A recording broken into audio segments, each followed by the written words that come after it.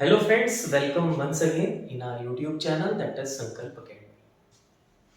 Last lecture में हमने structure के बारे में जाना था। एंथर का स्ट्रक्चर कैसा होता है, किन चीजों से मिलकर बना होता है, क्या क्या उसमें वॉल लेयर्स होती हैं, क्या क्या कंपोजिशन होता है। और वहीं पर हमने आपको बताया था कि उसके अंदर एक लोब होते हैं, दो लोब स्ट्रक्चर होते हैं और लोब्स के अंदर स्पेशल टिश्यूज होते हैं जिन्हें हम स्पोरोजेनस टिश्यू के नाम से जानते हैं। स्पोरोजेनस टिश्यू वो टिश्यू है जो आगे चलकर पॉलन ग्रेन का फॉर्मेशन करेगा। यानी कि स्पोरोजेनस टिश्यू का हर एक सेल अपने अंदर पोटेंसी रखता है कि वो आगे चल के स्पोरोजेनस टिश्यू से पॉलन ग्रेन को बना सके। और उसी सेल को हम किस नाम से जानते हैं? Pollen mother cell. ठीक है, किस नाम से जानते हैं? पॉलन मदर सेल या फिर माइक्रो स्पोर मदर सेल। ठीक है, माइक्रोस्पोर मदर सेल इसलिए बोला है क्योंकि यही सेल आगे चल के माइक्रोस्पोर बनाने वाला है। और माइक्रोस्पोरोजेनेसिस का प्रोसेस आपको पता ही है कि माइक्रोस्पोरोजेनेसिस में क्या होता है। ये सेल मियोसिस करता है और 1 से 4 माइक्रोस्पोर्स का फॉर्मेशन करता है। जो स्ट्रक्चर आप ये देख रहे हैं, this is the structure from NCERT. ये जो स्ट्रक्चर यहाँ पर दिया हुआ है ये एनसीईआरटी की बुक में है। और ये वाला स्ट्रक्चर जो है हमारा, ये एनसीईआरटी की बुक में नहीं है। ये डिटेल्ड स्ट्रक्चर है पॉलन ग्रेन का, जिसको आज हम पढ़ने वाले हैं। इस साल के पेपर के लिए, इस साल के बोर्ड के एग्जाम्स के पॉइंट ऑफ व्यू से बहुत ज्यादा इंपॉर्टेंट क्वेश्चन है। क्यों? क्योंकि काफी टाइम से नहीं पूछा गया है स्ट्रक्चर ऑफ पॉलन ग्रेन, जैसे कि लास्ट क्लास में हमने बताया।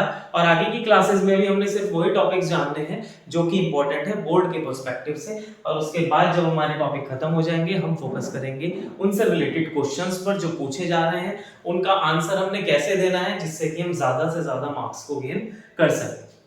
तो बेसिकली अगर हम बात करते हैं स्ट्रक्चर ऑफ ए माइक्रोस्पोर की, तो माइक्रोस्पोर में आप यहाँ देख रहे हैं multiple stages of development of a microspore to a pollen grain, जिसमें आप देख रहे हैं धीरे धीरे सेल मैच्योर होता चला जा रहा है। और मैच्योर होने के साथ साथ साइज में भी बढ़ रहा है, और साइज में बढ़ने के साथ साथ डिफरेंशिएशन भी इसके अंदर आपको अच्छे लेवल पर देखने के लिए मिल रहा है। ठीक है, क्या ऑब्जर्व कर रहे हैं हम कि यहाँ पर आप एक सिंगल सेल देख रहे हैं। यहाँ पर ये अभी बन के आया है मियोसिस होने के बाद, और इस स्ट्रक्चर को माइक्रोस्पोर के नाम से जान रहे हैं। अभी अभी फॉर्म हुआ है। उसके बाद क्या होता है, यहाँ पर डिवीजन शुरू हो जाता है, मैच्योरेशन शुरू हो जाता है। और मैच्योरेशन होते होते होते फाइनल स्ट्रक्चर आपको जब मिलता है, तो आपको देखने के लिए क्या मिलता है कि एक पॉलन ग्रेन में दो टाइप के सेल्स फॉर्म हो जाते हैं। One is vegetative cell and the other one is generative cell. अभी हम इनर स्ट्रक्चर की बात कर रहे हैं। इनर स्ट्रक्चर के बाद हम लोग जाएंगे एक्सटर्नल स्ट्रक्चर में। जब हम इनर स्ट्रक्चर देखेंगे उसके बाद हम लोग जाने वाले हैं एक्सटर्नल स्ट्रक्चर के ऊपर। तो इनर स्ट्रक्चर में आप क्या देख रहे हैं कि एक तो आपको बड़ा सेल दिख रहा है जिसका नाम हमने क्या दिया है यहाँ पर, वेजिटेटिव सेल। और एक छोटा सेल दिख रहा है जिसका नाम हमने यहाँ पर क्या दिया है, generative cell. Got it? Vegetative cell में आप क्या ऑब्जर्व कर रहे हैं कि वैक्यूल्स पाए जा रहे हैं। ठीक है, और जनरेटिव सेल्स में वैक्यूल्स नहीं पाए जा रहे हैं, सिंपली न्यूक्लियस वहां पर पाया जा रहा है। तो जहां से मेन क्वेश्चन पूछा जाता है वो पूछा जाता है हमारा किससे, difference between vegetative cell and generative cell. ये बहुत ज्यादा इंपॉर्टेंट क्वेश्चन है, पूछ लिया जाता है कि वेजिटेटिव सेल और जनरेटिव सेल में क्या डिफरेंस है। तो ध्यान से समझिएगा इसको। अगर हम बात करते हैं सबसे पहला difference on the basis of size, तो vegetative cell is larger and generative cell is smaller. जो वेजिटेटिव सेल होता है वो साइज में बड़ा होता है, और जो जनरेटिव सेल होता है वो साइज में छोटा होता है। आप देख भी सकते हैं, ऑब्जर्व भी कर सकते हैं कि ये जो आपका मेन सेल है ये सारा क्या है, वेजिटेटिव सेल है। और इसी के साइटोप्लाज्म के अंदर फ्लोट करता हुआ एक छोटा सेल जिसको नाम क्या दिया गया है, जनरेटिव सेल। याद रखिएगा, डिफरेंशिएशन नहीं होता है दोनों के बीच में। जो जनरेटिव सेल होता है वो फ्लोट करता है, ठीक है। जो जनरेटिव सेल होता है वो साइटोप्लाज्म में फ्लोट करता है, किसके, वेजिटेटिव सेल के। आप ऑब्जर्व कर पा रहे हैं ये लार्जर सेल है और यहाँ पर ये स्मॉलर सेल है। दूसरा डिफरेंस बात करता हूं क्या, कि वैक्यूल्स पाए जाते हैं यहाँ पर, ठीक है, बट यहाँ पर नो वैक्यूल्स, यहाँ पर कोई वैक्यूल्स नहीं पाए जा रहे। ठीक है, in the case of generative cell there are no vacuoles, but in the case of vegetative cell there are vacuoles जो कि पाए जा रहे हैं। बात करते हैं न्यूक्लियस की, तो न्यूक्लियस की शेप यहाँ पर इररेगुलर होती है। न्यूक्लियस की शेप कैसी होती है, इररेगुलर, और यहाँ पर रेगुलर शेप का। और दूसरा वर्ड यहाँ पर हम इस्तेमाल करेंगे प्रोमिनेंट। प्रोमिनेंट न्यूक्लियस पाया जाता है, जो कि इजीली विजिबल होता है prominent nucleus, but in the case of vegetative cell the shape of nucleus is irregular. जो न्यूक्लियस की शेप होती है वो कैसी होती है, इरेगुलर होती है। यहीं पर हम नोटिस कर पा रहे हैं कि स्ट्रक्चर जब हम ऑब्जर्व कर रहे हैं तो हमें क्या देखने को मिल रहा है कि जो वेजिटेटिव सेल है, लार्जर सेल है, तो इसमें हमारे रिजर्व फूड मटेरियल भी पाया जाता है। क्या पाया जाता है, रिजर्व फूड मटेरियल, जिसमें आपका क्या क्या चीजें आ जाती हैं, प्रोटीन्स आ जाते हैं, प्रोटीन्स के साथ आपके लिपिड्स आ जाते हैं, कुछ फैट्स आ जाते हैं, ये सारी चीजें यहाँ पर पाई जा रही है, बट यहाँ पर नो रिजर्व फूड। ठीक है, यहाँ पर किसी प्रकार का कोई रिजर्व फूड नहीं है in the case of generative cell.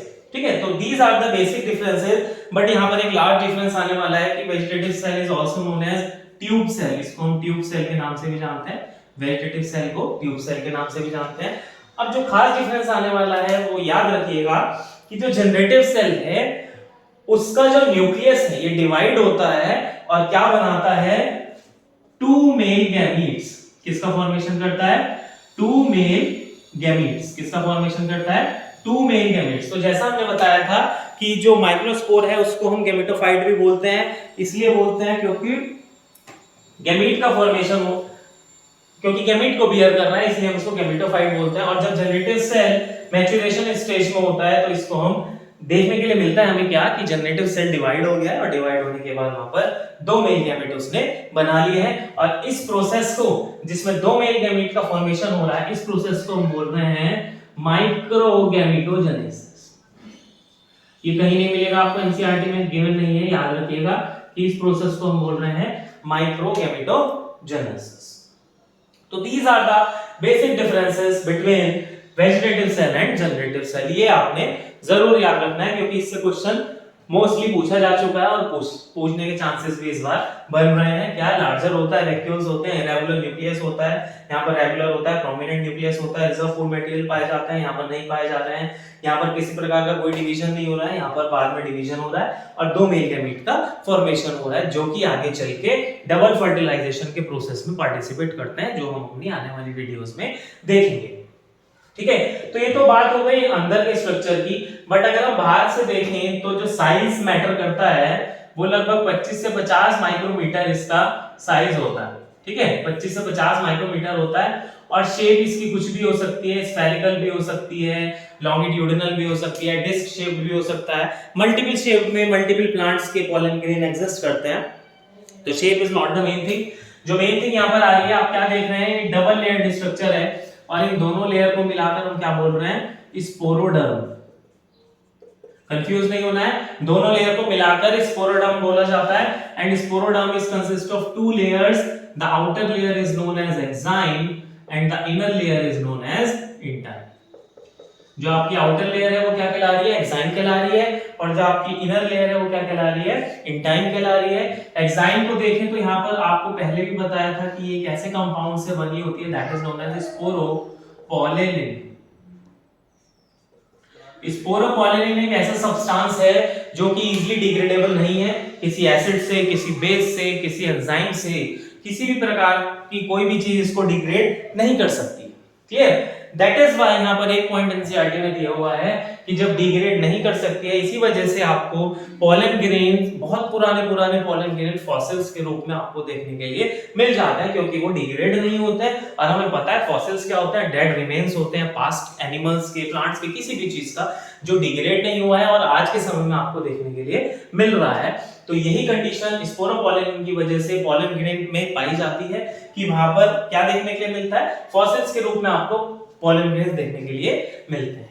Intine की बात करें तो दो कंपाउंड से मिलकर बनी होती है, that is cellulose plus pectin. ये सब बेटा एक नंबर के क्वेश्चन है, बहुत बार पूछे जा चुके हैं कि इंटाइन का कंपोजिशन क्या है, एक्साइन का कंपोजिशन क्या है, ये क्वेश्चन यहाँ से बहुत ज्यादा बार पूछे जा चुके हैं। अब आप यहाँ पर क्या देख रहे हैं कि इंटाइन तो आपकी कॉन्टिन्यूअस लेयर है, बट जो एक्साइन लेयर है, ये जो आप ऑब्जर्व कर रहे हैं, this is the exine layer, this is not continuous. ये कॉन्टिन्यूअस नहीं है। ये कॉन्टिन्यूअस इसलिए नहीं है क्योंकि यहाँ पर ये जो रीजन आप देख रहे हैं, this region is known as germ pore. इस रीजन को हम क्या बोलते हैं, जर्म पोर बोलते हैं। क्यों? क्योंकि इसी रीजन के थ्रू हमारी पोलन ट्यूब की ग्रोथ होती है, जो आगे चल के मेल गैमेट्स को कैरी करती है इनटू द ओवेरी और ओव्यूल। ठीक है, तो अब स्पोरोपोलिन जैसा हमने बताया कि डिग्रेड नहीं हो सकता, तो इसीलिए अगर आपसे क्वेश्चन पूछा जाए कि स्पोरोपोलिन कंटीन्यूअस क्यों नहीं होता है, तो स्पोरोपोलिन कंटीन्यूअस इसलिए नहीं होता है कि अगर स्पोरोपोलिन कंटीन्यूअस हो जाएगा तो वहां से पोलन ट्यूब बाहर नहीं निकल पाएगी। That is the reason there are small openings और स्मॉल पोर्शंस जहां पर जो स्पोरोपोलिन है वो कंटीन्यूअस नहीं होती है, और उन्हीं रीजंस को हम किस नाम से जानते हैं? जर्म पोर के नाम से जानते हैं। ठीक है, तो this is all about the structure of a pollen grain. Short में करके मैंने आपको बता दिया है, यहां से क्वेश्चन पूछा जाता है और यहां से क्वेश्चन पूछा जाता है। अब कुछ स्पेसिफिक पॉइंट्स हैं जो मैं थ्योरेटिकली आपको बता देता हूं कि पोलन ग्रेन्स के क्या-क्या स्पेसिफिक पॉइंट्स हैं। तो कुछ स्पेसिफिक पॉइंट्स हम ये देखने के लिए मिलते हैं कि कुछ प्लांट्स में लगभग 60% प्लांट्स में टू सेल्ड स्टेज में शेड हो जाते हैं पोलन ग्रेन, यानी कि जब उसके अंदर एक वेजिटेटिव और एक जनरेटिव सेल होता है। बट 40% पेड़ों में क्या देखने के लिए मिलता है कि थ्री सेल्ड स्टेज में शेड होता है, यानी कि शेड होने से पहले जो जनरेटिव सेल है वो दो मेल गैमेट्स बना लेता है और उस समय उसका डेhiscence होता है एंथर का, और फिर पोलन ग्रेन की शेडिंग होती है, यानी कि पॉलिनेशन होता है। दूसरा इंपॉर्टेंट पॉइंट यहां पर ऑब्जर्व करेंगे पोलन ग्रेन में कि पोलन ग्रेन एलर्जीज भी कॉज कराते हैं, पोलन एलर्जी, जिसमें मेन है आपका कौन? पार्थेनियम। एक पार्थेनियम या फिर कैरेट ग्रास के नाम से भी हम इसको जानते हैं। तो पार्थेनियम एक ऐसी प्लांट है जो कि पोलन एलर्जीज कराती है, ब्रोंकाइटिस और मल्टीपल डिजीजेस कॉज कराती है, जो हमारे रेस्पिरेटरी डिसऑर्डर्स में इंक्लूड हो जाते हैं। ठीक है, पहला पॉइंट हो गया आपका। दूसरा पॉइंट पार्थेनियम हो गया। तीसरा पॉइंट हम जानते हैं वायबिलिटी के बारे में कि पोलन वायबिलिटी क्या होती है। पोलन वायबिलिटी का मतलब होता है कि पोलन कितनी देर तक एक्टिव है। पोलन कितनी देर तक एक्टिव है, यानी कि वो कितनी देर तक पोलन ट्यूब बना सकता है या जर्मिनेट हो सकता है, उस प्रोसेस, उस टाइमिंग को हम बोलते हैं वायबिलिटी। तो ये वेरिएट करती है स्पीशीज टू स्पीशीज। कुछ स्पीशीज जैसे कि वीट, सीरियल्स वगैरह इनमें कम होती है, और जैसे कि कुछ फैमिलीज देखें रोजेसी, लेग्यूमिनेसी, इसमें हमें महीनों की लगभग वायबिलिटी ऑब्जर्व की जाती है। Another important point pollen grains के बारे में क्या है कि pollen grains as a food source भी लिए जाते हैं एथलीट्स के द्वारा अपनी परफॉर्मेंस को बूस्ट करने के लिए, क्योंकि न्यूट्रिशियस होते हैं, बहुत ज्यादा प्रोटीन वगैरह कंटेंट इनके अंदर पाया जाता है, तो क्या बूस्ट कर देते हैं उनकी हेल्थ को और परफॉर्मेंस को बूस्ट कर देते हैं। यहां से भी क्वेश्चन पूछा जा चुका है। और लास्ट पॉइंट जहां से क्वेश्चन पूछा जाता है कि क्रॉप ब्रीडिंग प्रोग्राम्स में हम -196 डिग्री सेल्सियस पर इनको स्टोर कर लेते हैं और हम ट्रांसपोर्टेशन करा सकते हैं एक जगह से दूसरी जगह, जिससे कि हम कहीं पर भी ले जाकर कोई सी भी वैरायटी को डेवलप करा सकते हैं। इसको हम क्रायो प्रिजर्वेशन भी बोलते हैं। तो these are the basic points related to pollen grain and its structure which are given in NCERT, जो एनसीईआरटी में दिए हुए हैं। मैंने आपसे कहा है कि मैं सिर्फ इंपॉर्टेंट पॉइंट्स को डिस्कस कर रहा हूं, मुझे पूरा सिलेबस डिस्कस नहीं करना है। शॉर्ट्स में हम पढ़ रहे हैं, तो शॉर्ट में मैंने आपको बता दिया है, इसको पढ़ लीजिए यहीं से, इसके अलावा कोई क्वेश्चन नहीं पूछा जाएगा, जितना मैंने आपको बता दिया है। बाकी हम क्वेश्चंस डिस्कस करेंगे अपनी नेक्स्ट वीडियो में। तो ज्यादा से ज्यादा शेयर कीजिए वीडियो को, ज्यादा से ज्यादा देखिए। Thanks for watching.